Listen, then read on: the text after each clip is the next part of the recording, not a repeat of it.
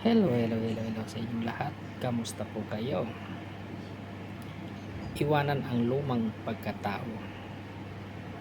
Ang pagbabago ay hindi automatic. Kailangan nating sadyang talikuran ang dati na nating ugali. Kabilang na ang pagiging mapusok, mainitin at ang ulo o makasarili.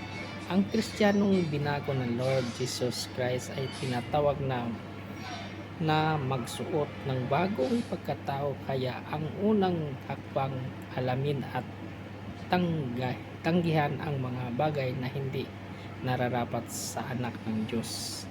Ano ang sabi niya dito sa Ephesians chapter 4 verse 22?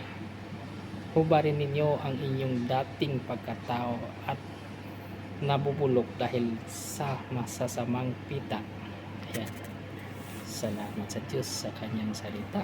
Ingat lagi kung ano man ang ating ginagawa at ugaliin laging manalangin.